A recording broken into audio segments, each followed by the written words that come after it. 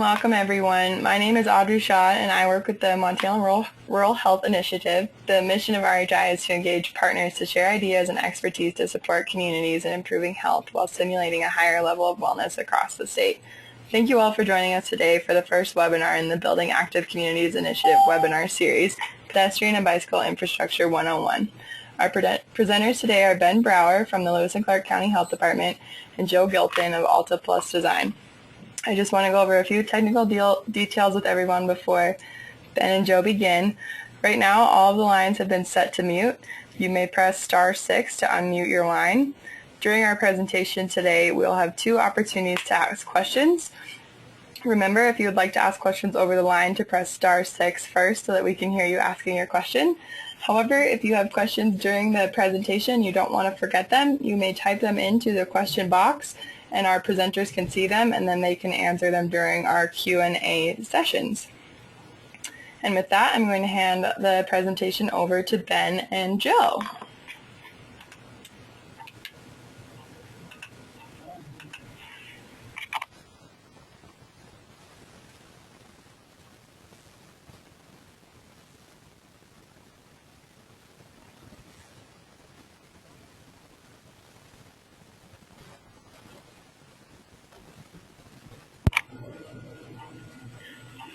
Ben, I think your line is on mute still. If you want to press *6 and unmute it, we can't hear you if you're saying anything. Here I am. Can you hear me okay now? Yep, you're loud and clear. Great. Thanks, Audrey, and thank you to the Rural Health Initiative for hosting the webinar today.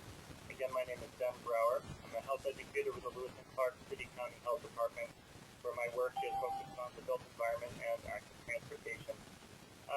This webinar is part of a 3-part series that was originally envisioned as a way for those of us in the public health profession to get up to speed with some of the terminology and design concepts that transportation engineers and planners use every day in their work.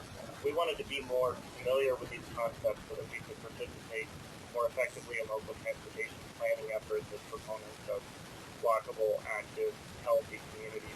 And we decided to open this up to other folks because we know we're not the only ones interested in how transportation planning works.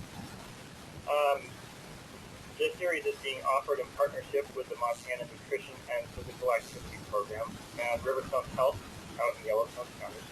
The webinar is part of a technical assistance we are providing as a team to 6 cities and counties that are part of the Building Active Communities Initiative. The Building Active Communities Initiative is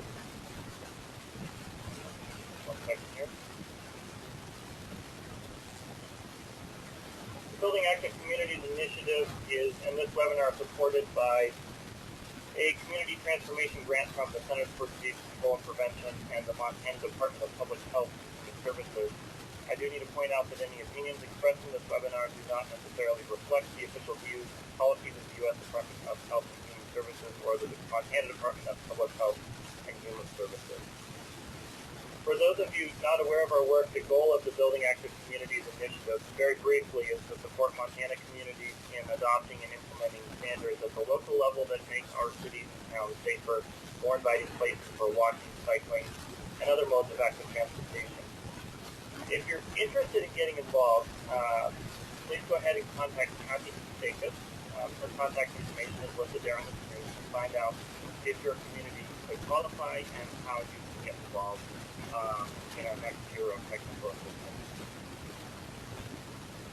Our presenter today, as Audrey mentioned, for Pedestrian and Bicycle Infrastructure 101 is Joe Gilpin, principal with Alta Planning and Design, also the transportation planning firm with offices in Company Street. Joe is based in Bozeman, works with communities large and small throughout Montana and the Rocky Mountain West.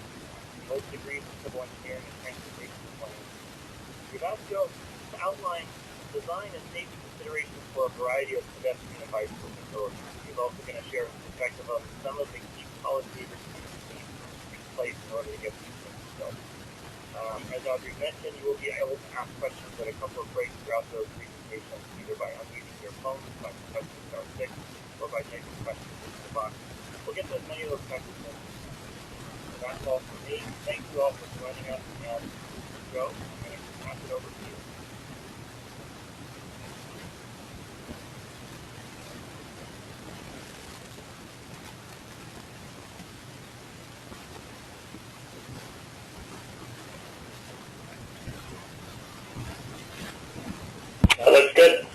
great.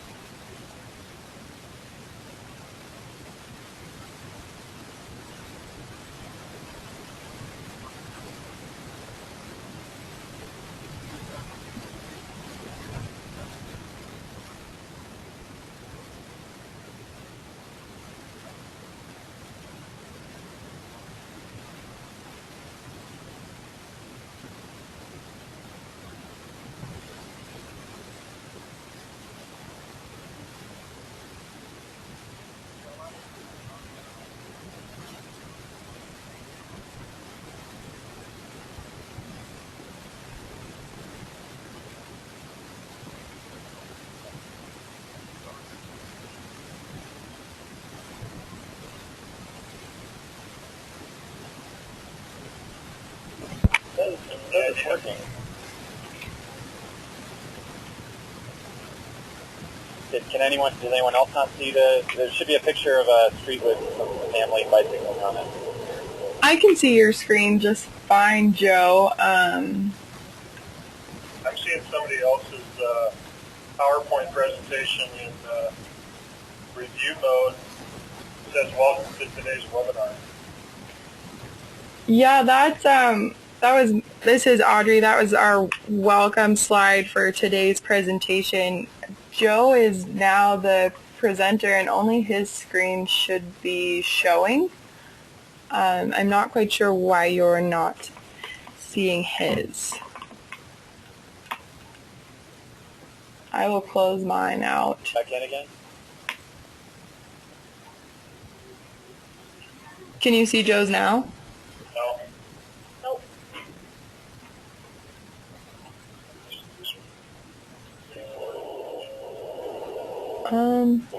Joe, do you want to try handing the presentation back to me and I'll pass it over to you and we'll see if that fixes it? Sure. It's Kathy and I was seeing it, so I don't know what's going on in mute. Oh, Kathy, it's us. You know, we have our own thing going. This is Gina. Probably a Todd thing. It's a Todd thing. It's probably Steve. Is he in the room? You know, he's not. So what's going on? That would be the likely explanation if he was here. For our folks in Butte, did you see it switch back to a blank blue screen and now to Joe's screen? No. No, it still is that opening welcome slide?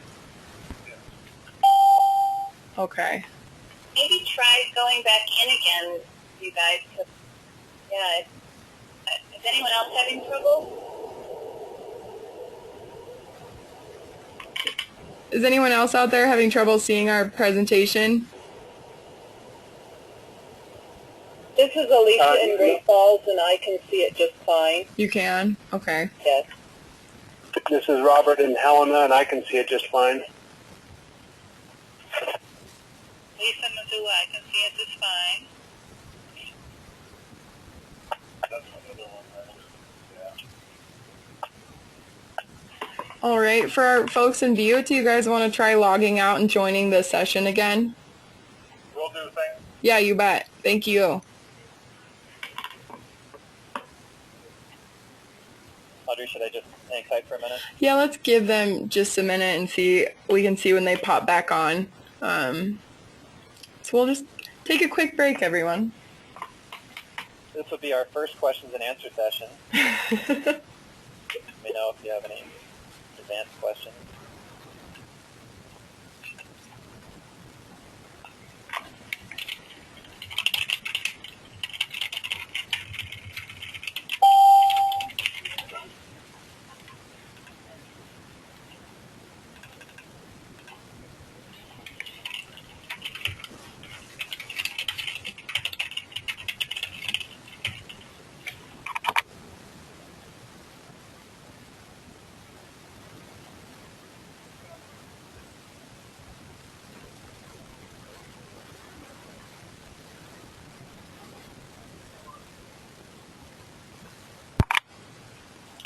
All right, great. So let's continue on then.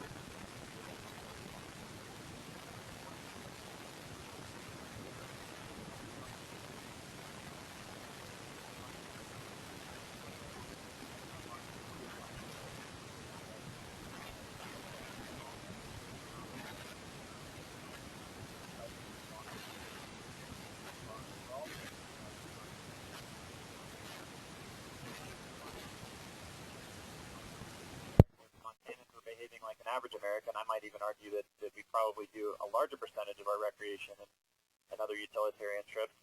We get some pretty high numbers for existing levels of bicycling and walking. Helena has an incredible amount of walking going on, and that's really something to look at. If we look at bicycle-friendly communities within Montana, there's 3 that have applied. This is something that is a process to do, but it's not too bad, and I would encourage other communities within Montana to apply. But basically, it's a series of questions and pieces of data that you have to provide. It goes to the League of American Bicyclists, and it evaluates your community.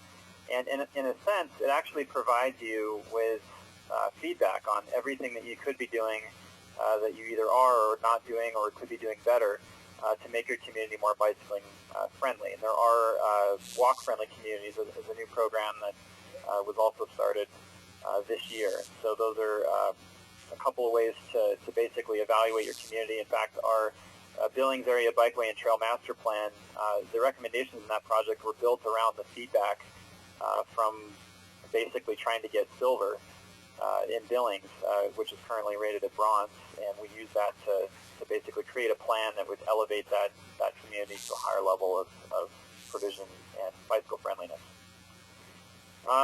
Data is really hard to get. We've got that national data, like I said. A couple cities are collecting local data. They started collecting data last year in Billings. Bozeman's been at it for 2 years. Missoula's had a better program going on. This is our Bozeman bike counts. This is all I have kind of at my fingertips. But between 2011 and 2012, bicycling went up 11% in Bozeman.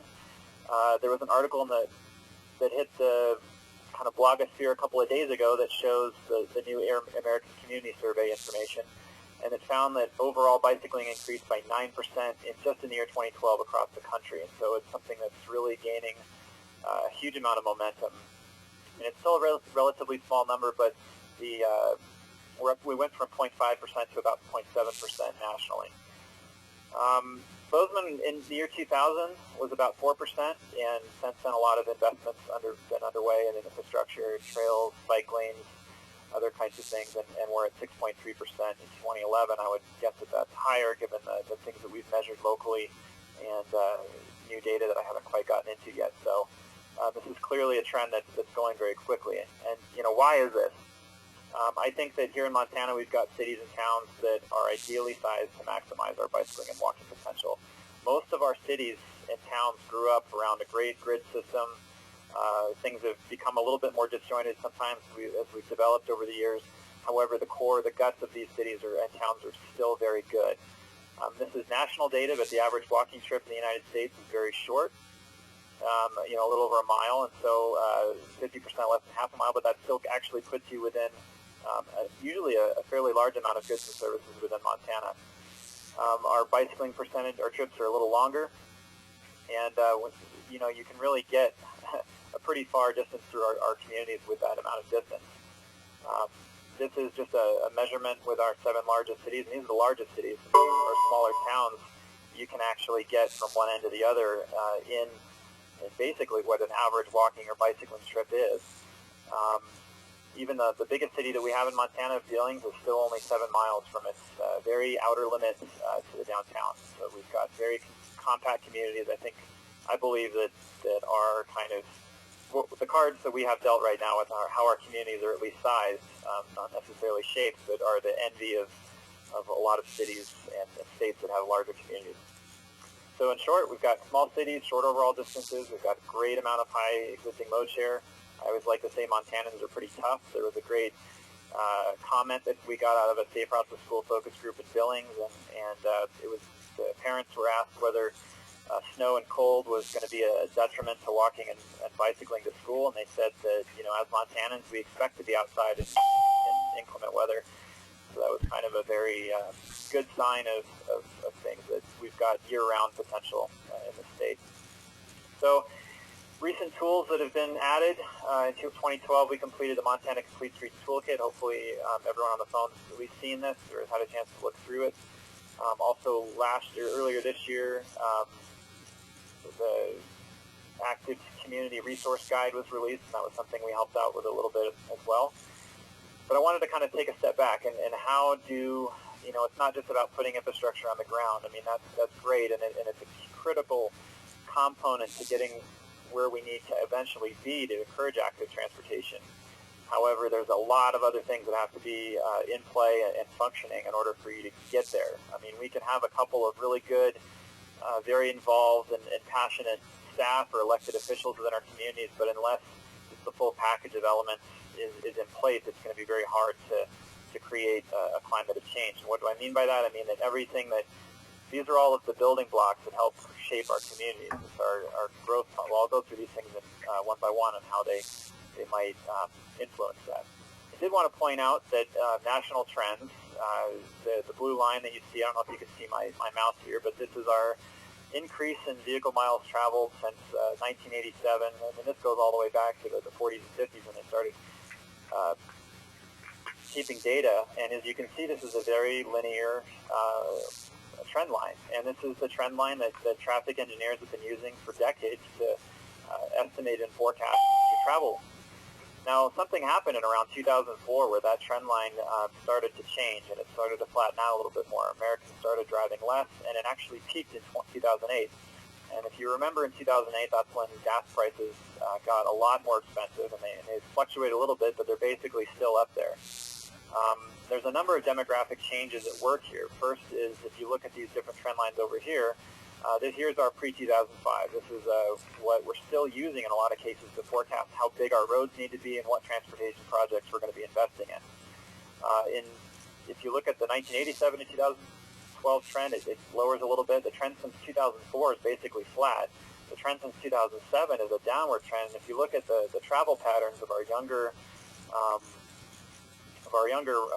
citizens throughout the country, we're seeing a huge decrease. It's something that's causing huge alarms in the auto industry and everything. They're taking different tactics to try to make driving appealing again to a demographic that's basically, in some cases, shunning it and finding other things to value with their lives. So this is something I did want to show.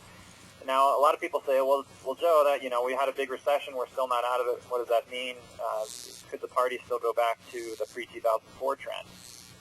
I don't think so. This is a graph that basically shows the last 5 recessions, the dip in vehicle miles traveled, and this line here, which actually shows our current recession and the way we're coming out of it, is a very different trend than the previous one. So I think this is something we're going to be seeing for quite a while. So our growth policies are probably the highest level thing. They set vision for the community, are kind of the strongest things that we can kind of fall back on when you're talking about looking at new development proposals, redevelopment, how our roads are being designed and built, how housing is coming in, how access to commercial, zoning, all of that stuff basically follows at a very high level from the growth policy. And so having a growth policy that encourages communities to be attractive places, convenient, accessibility to bicycling and walking and recreation, these are very key points that have to be a part of that. Growth policy is really what shapes our communities from becoming this in some cases, or becoming this, which is a lot more organized as we grow. So transportation plans, another huge thing. Not all communities have these. Some are a lot smaller. If you have an MPO, you're required to update these every 5 years. Other communities that don't have MPOs are a little bit longer in schedule, but it's something that almost all of our Montana communities are working with. And these provide project recommendations for new roads, intersection improvements, capacity improvements. They can include a typical section, i.e. what new roads are going to look like. Are they going to have sidewalks? Are they going to have bike lanes? Are they going to have trails included within the public right-of-way? These are all things that the transportation plan can have a very big impact on. Many have non-motorized sections, and we've been involved in Great Falls now, Bozeman, Hamilton, and Billings, working on the non-motorized elements of those transportation plans. And they can cover pedestrian circulation, obviously recommending retrofitting bicycling on-street bicycle facilities.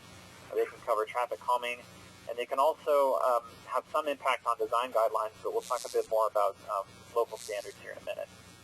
We also have, in many cities and towns, recreation or trail plans. These establish a vision for recreation service. This is an element of the transportation plan typically, unless we're talking about sort of a paved trail that can serve a transportation function as well. We're really not going to see all the small little cut-through trails and natural surface trails and things that provide people with a lot of recreational benefit in addition to transportation. In fact, if you ask Americans in every city that we've worked in, what their favorite and most used recreational amenity are, it's hands and above trails in every single community we've worked in. So it's something that I think as Montanans we're very into, and following the rest of the country as well. So I wanted to share, this is kind of cool, a graphic from our 2004, I believe, Bozeman Parks, Recreation, Open Space Trails Plan. You can see a map here that's cut up into quarter sections, kind of organized around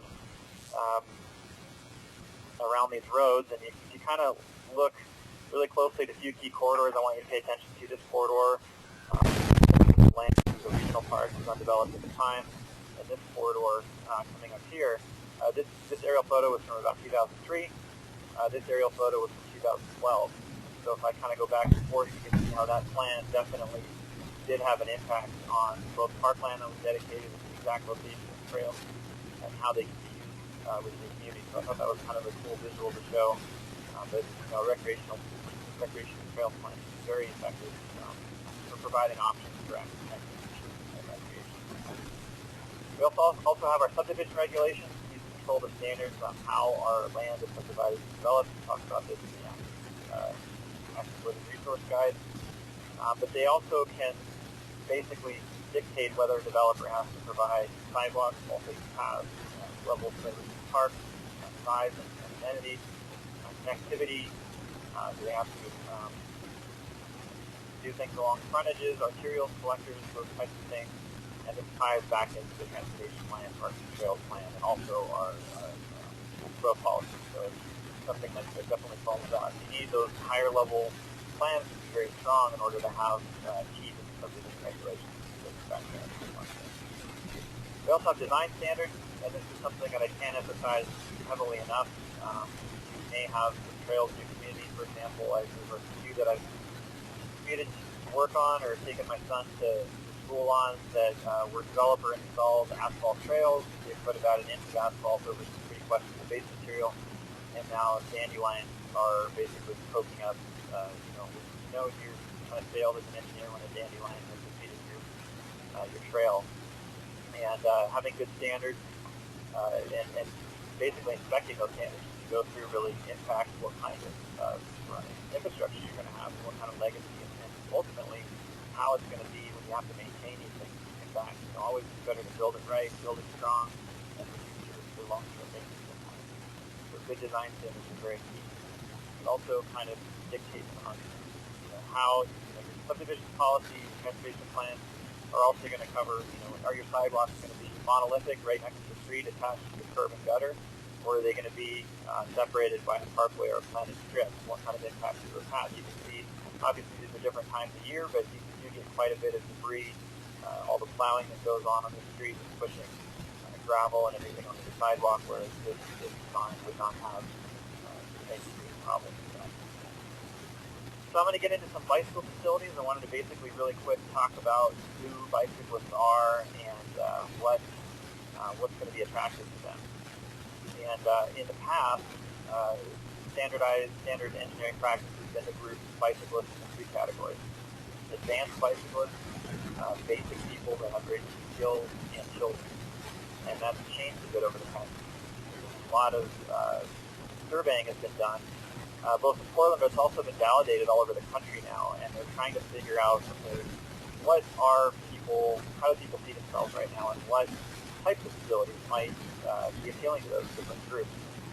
About a 1%, and maybe a little less than 1% of the population nationwide will be considered strong and fearless. And these are folks that really don't mind not having any bicycle facilities at all. They're comfortable riding in traffic.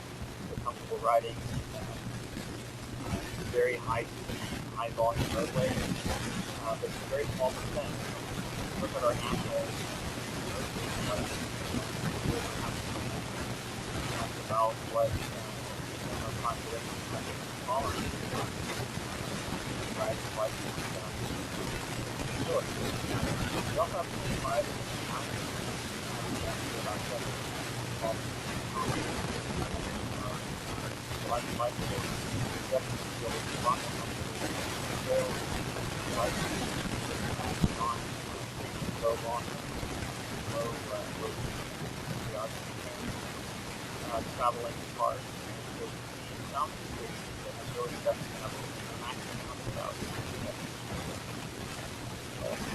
all their offerings for bicycles. However, depending on the population, about 50% of college folks that when you survey them, I would love to ride a bike, but I don't feel like I really don't feel that for myself, for my family, help my children, that current built environment is going to battle fun. So this whole yellow area is where a lot of cities like Pedestrian way and developing bike infrastructure in a timely way without targeting the disabilities and how those people respond. There's also about a third of the population calling their way from town that aren't willing to get bicycles to work right now in 2023. But for now, here we are. We've got almost 70% of the population very interested in this part of their life to provide built environment on social form and support that. The safety really is in the numbers. We're seeing in the cities reflecting really good data that as ridership is increasing, as they're adding more facilities, that we're actually seeing crash rates go down. With motorists become 1 per million, we're seeing greater numbers of bicycles out there. It does create kind of a growing pain period. Recently, we gave editorials for the city of Montana. However, I think the data supported here in Montana as well. In Portland, this has really good data since 1991. The amount of bicycles going over the bridges goes like way up every year. And their crash rate, index crash rate, if you look at per number of cyclists out there, is actually going down quite dramatically. So, 60%, 70% of our roads are local streets. We've also got collective and arterials. The transportation plan, having good design standards, all that stuff is going to be great for adding new roads, but we still have a huge existing road network that we want to make traffic for bicycles and stuff. We're going to have to go and look at and see what we can do. Now, one of the things that my firm does a lot is looking at the roadway, looking at the amount of available capacity, lane standards that are being used, and how can we utilize what we've already got out there on the ground and make it work for a larger percentage of our users. So we need to be able to retrofit. And how are we going to do that? There's ways that we can do that with standalone rebuild projects. There's a lot of communities in Montana, almost all of them have, urban routes, state routes projects. NHTS has identified a project and it's upgraded with this transportation dollars, federal aid dollars, and they're going to rebuild that street, widen it. They're going to add access control, make it safer. Those are great times to begin to look at what else we can do with those projects and add in facilities. And he does call that contact solution. However, we've seen in a new process around the states that you really have to have an active advocacy group, or the city really has to be active in wanting those non-motorized facilities for them to be included at a high level within those planning process. Not always something that is grabbed onto and invested in the design process initially. People, last minute realizations that have happened over the last decade when a scramble has occurred to try to get better amenities built into the project. We look at how the roads perform. So there's things we need to do to be able to get on-street bike facilities in, lane narrowing,